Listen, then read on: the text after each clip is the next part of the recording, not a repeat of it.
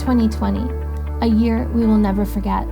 But despite it all, CSEA members are rising to the challenges, digging deep, remembering who we are, and discovering strength we never knew we had. We are all essential, and we keep New York running.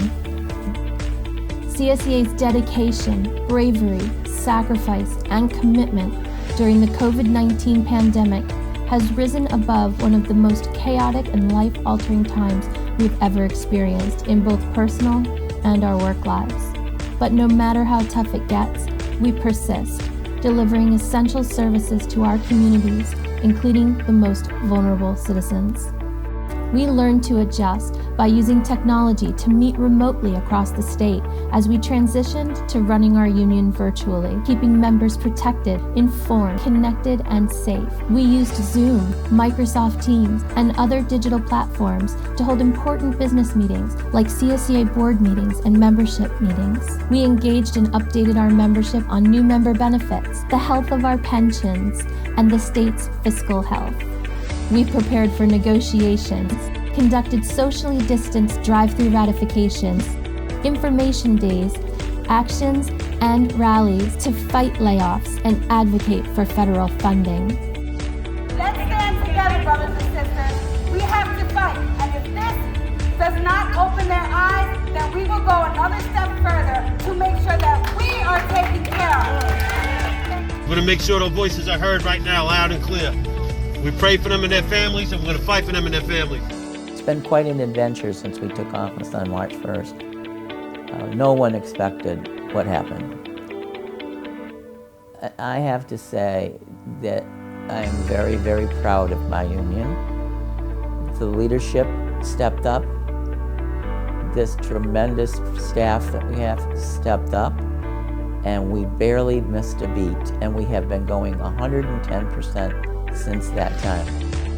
We went from workshops to webinars, whether it was education and training, teaching us how to remain connected and strong, or safety and health webinars, teaching vital life-saving skills and sharing up-to-the-minute critical safety information.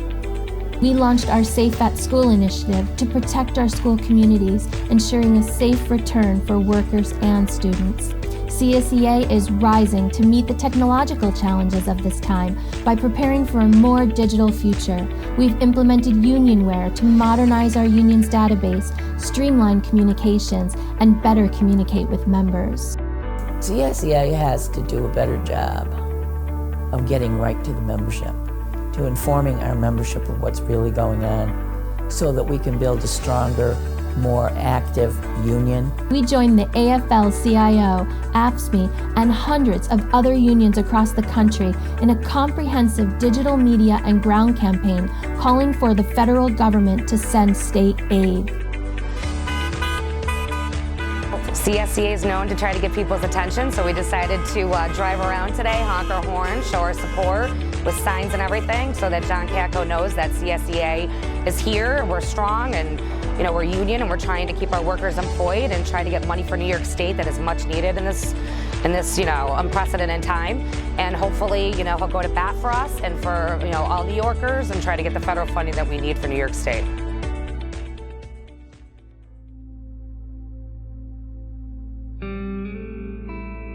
George Floyd, a man in Minneapolis, was seen in a now viral video being killed by a cop who decided to kneel on his neck.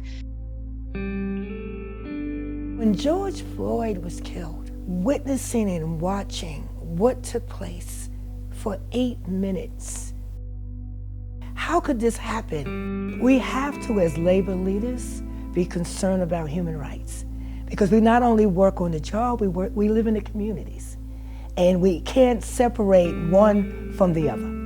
And that's why this whole Black Lives Matter movement is so important for labor.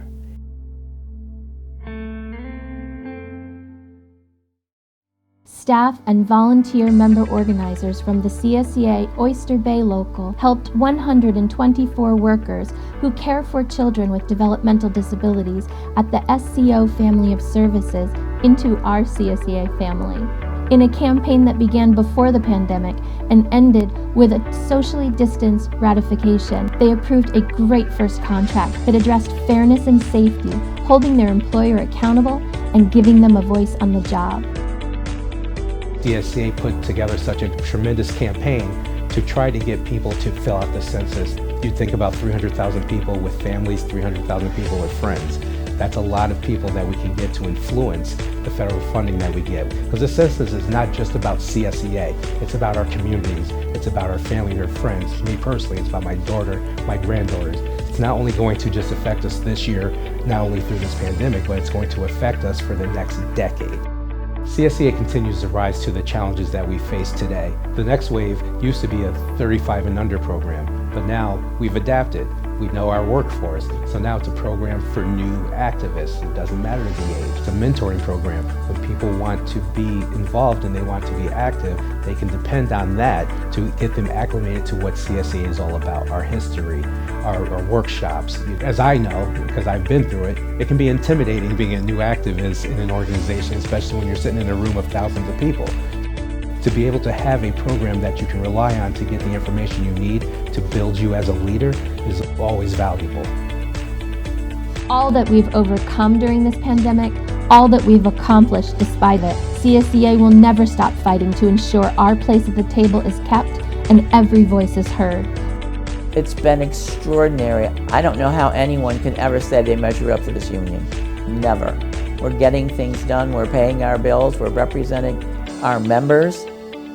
I couldn't be prouder as president of this union.